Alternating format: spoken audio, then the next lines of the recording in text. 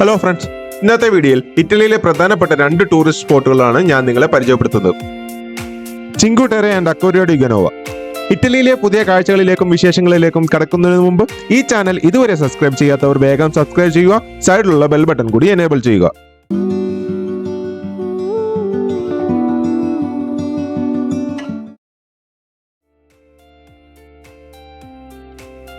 ഇറ്റലിയിൽ കൂടുതൽ ടൂറിസ്റ്റ് പോകുന്നതും അല്ലെങ്കിൽ നമ്മൾ കൂടുതൽ കേട്ടിരിക്കുന്നതുമായ ടൂറിസ്റ്റ് ഡെസ്റ്റിനേഷൻസ് ആണ് റോം, വെനീസ്, മിലാൻ എല്ലാം. എന്നാൽ ഇതിനേക്കാളെല്ലാം സുന്ദരമായ ഒരു ഗ്രാമമുണ്ട്. അതാണ് ചിങ്കു ടെറെ.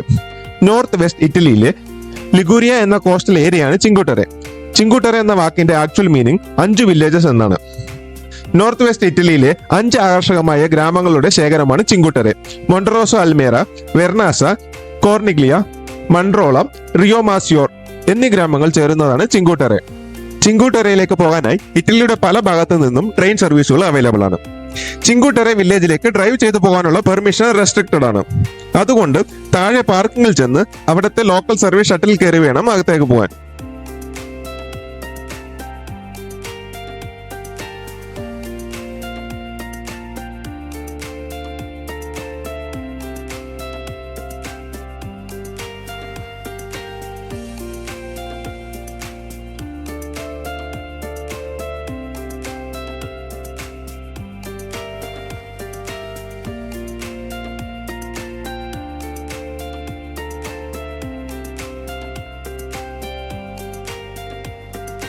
കാറിൽ നിന്ന് ഇറങ്ങി മനോഹരമായ ബിൽഡിങ്ങുകളുടെ ഇടയിലൂടെ വേണം ബീച്ചിലേക്ക് പോകാൻ.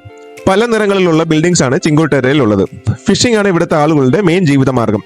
അതുകൊണ്ട് കടലിൽ പോയി തിരിച്ച് അവരുടെ വില്ലേജിലേക്ക് എത്താനുള്ള എളുപ്പത്തിന് വേണ്ടിയാണ് ഇവിടുത്തെ ബിൽഡിംഗ്സിലെല്ലാം പല കളറുകൾ കൊടുത്തിരിക്കുന്നത്.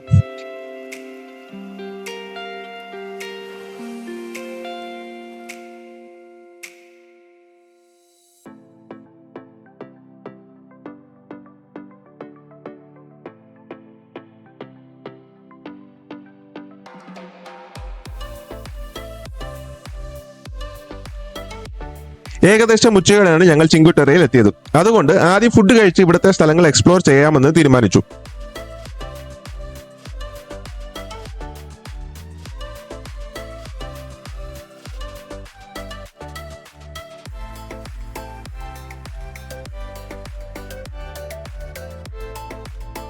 ഇവിടെ വലിയ ഷോപ്പിംഗ് സ്ട്രീറ്റ് തന്നെ ഉണ്ട്.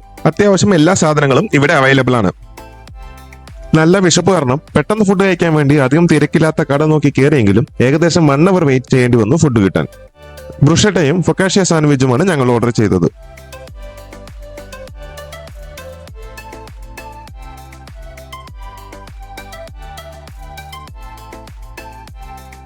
ചിങ്കു ടെറെ വില്ലേജസിനെ എല്ലാം കണക്ട് ചെയ്തുകൊണ്ട് ട്രെയിൻ സർവീസും അവൈലബിൾ ആണ്. ട്രെക്കിംഗ് ചെയ്ത് പോകാൻ ഇഷ്ടമുള്ളവർക്ക് ട്രെക്ക് ചെയ്ത് പോകാം. ഞങ്ങൾ ഇപ്പോൾ ഉള്ളത് വെർനാസ വില്ലേജിലാണ്. സോ അവിടെ നിന്നും മൊണ്ടറോസോ വില്ലേജിലേക്ക് പോകാനുള്ള ട്രെയിൻ ടിക്കറ്റ് എടുത്തു.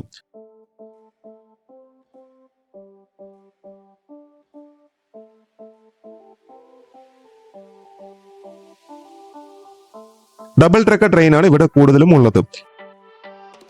ട്രെയിനിനകത്ത് കയറിയാൽ ഫ്ലൈറ്റിൽ കയറിയ ഫീലാണ് ഉള്ളത്.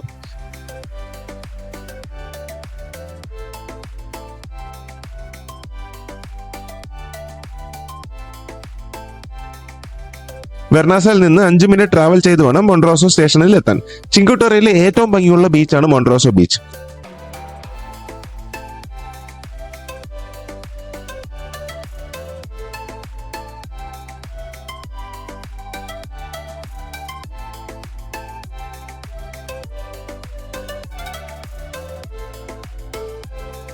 റെയിൽവേ സ്റ്റേഷനിൽ നിന്നും ബീച്ചിലേക്ക് ഇറങ്ങാൻ 2 എൻട്രൻസ് ആണ് ഉള്ളത്. ലെഫ്റ്റ് സൈഡ് എൻട്രൻസിലേക്കാണ് ഞങ്ങൾ ആദ്യം പോയത്.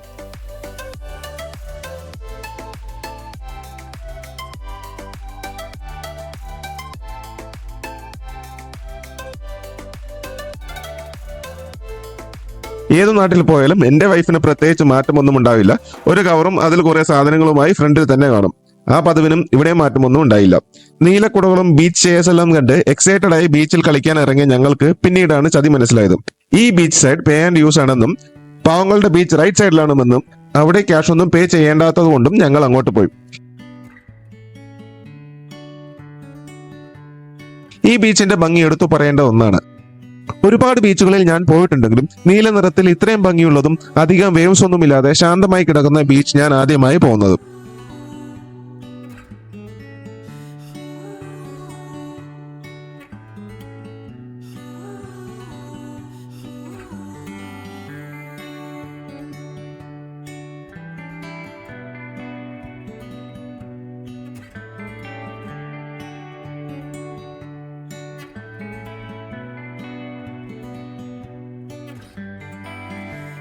ഇശക്കുട്ടിയുടെ ബീച്ച് കൺസെപ്റ്റ് എല്ലാം കാറ്റിൽ പറത്തി 2 പീസ് ഡ്രസ്സും ഇട്ട് കിടക്കുന്ന ഇറ്റാലിയൻ മദാമ്മമാരെ കണ്ടപ്പോൾ തന്നെ ഇശക്കുട്ടി കുറെ ഡൗട്ട്സ് എല്ലാം ചോദിക്കാൻ തുടങ്ങി.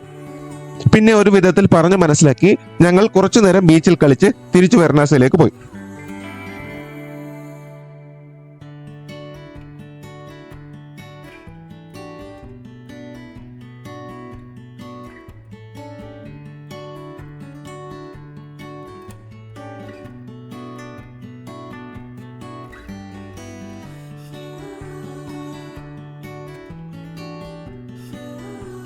വെർണാസയിൽ പോയപ്പോൾ ഇവിടുത്തെ ഫേമസ് ആയ ഐസ്ക്രീം കൂടി കഴിച്ചിട്ട് തിരിച്ചു പോകാമെന്ന് തീരുമാനിച്ചു.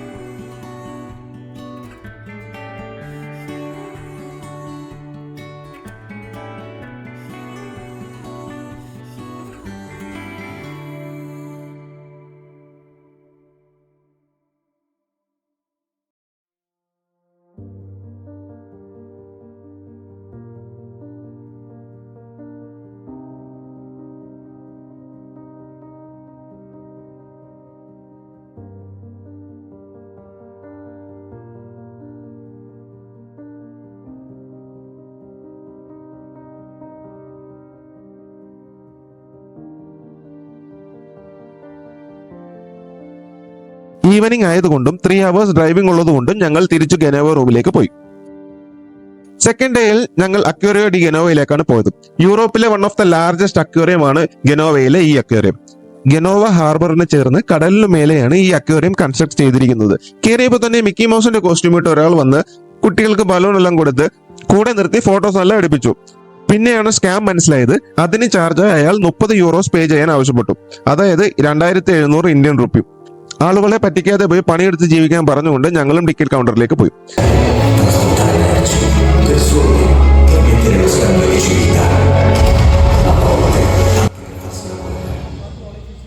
അകത്ത് കയറിയതും ഈ അക്വേറിയത്തിന്റെ ഹിസ്റ്ററിയെ കുറിച്ച് ഒരു വീഡിയോ പ്ലേ ചെയ്യുന്നുണ്ടായിരുന്നു. നിങ്ങൾക്ക് മനസ്സിലാകാൻ വേണ്ടി ഞാൻ ആ വീഡിയോ ഇവിടെ ആഡ് ചെയ്തിട്ടുണ്ട്. കടലിലുള്ള എല്ലാ സീ ക്രിയേച്ചേഴ്സും ഈ അക്വേറിയത്തിലുണ്ട്.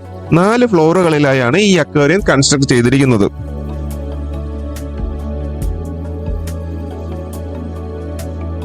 സൂക്ഷിച്ചു നോക്കിയാൽ നമുക്ക് ഇതിനകത്ത് ഒരാൾ കിടക്കുന്നത് കാണാം. പെട്ടെന്ന് നോക്കിയാൽ അതൊരു കല്ലാണെന്നേ നമ്മൾ വിചാരിക്കുള്ളൂ.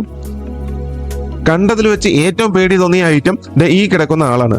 നൺ മൂവിയിലെ പ്രേതത്തെ പോലെയുണ്ട് കാണാൻ. ശരിക്കും നമ്മൾ സ്കൂബ ചെയ്ത് കടലിനകത്ത് പോകുന്ന ഫീലാണ് ഇവിടെ ഉള്ളത്.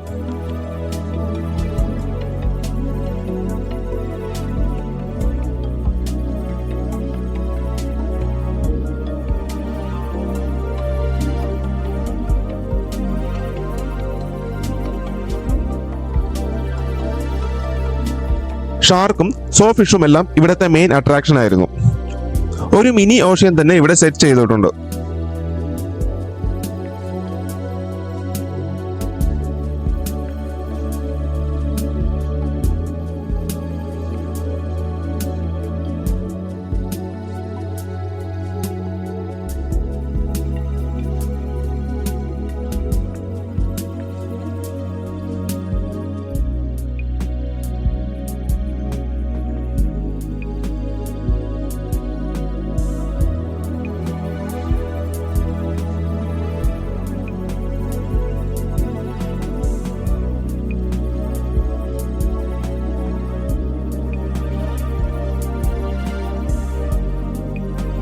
കുട്ടികൾക്കെല്ലാം ഇഷ്ടപ്പെട്ട സെക്ഷൻ ഇതായിരുന്നു.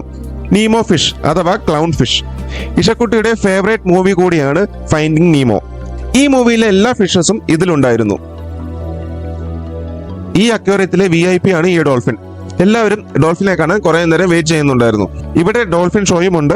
ടൈം തീർന്നത് കാരണം ഞങ്ങൾക്ക് കാണാൻ കഴിഞ്ഞില്ല.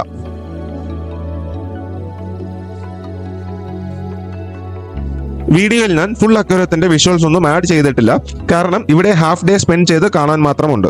നേരിട്ട് വന്ന് കണ്ടാലേ ഈ അക്വേറിയത്തിനെ കൂടുതൽ എക്സ്പീരിയൻസ് ചെയ്യാൻ പറ്റുള്ളൂ. ഇറ്റലി വിസിറ്റ് ചെയ്യാൻ പ്ലാൻ ഉള്ളവർ മസ്റ്റായി ട്രൈ ചെയ്യേണ്ട ഒരു സ്ഥലമാണിത്. എസ്പെഷ്യലി കുട്ടികൾ കൂടെ ഉണ്ടെങ്കിൽ ഉറപ്പായും അതൊരു അടിപൊളി എക്സ്പീരിയൻസ് ആയിരിക്കും. ഇറ്റലിയിലെ വീഡിയോ ഇവിടെ തീരുകയാണ്. യൂറോപ്പിലെ പുതിയ സ്ഥലവുമായി ഞാൻ അടുത്ത വീഡിയോയിൽ തിരിച്ചു വരാം. Till then it's me Jasheem signing of.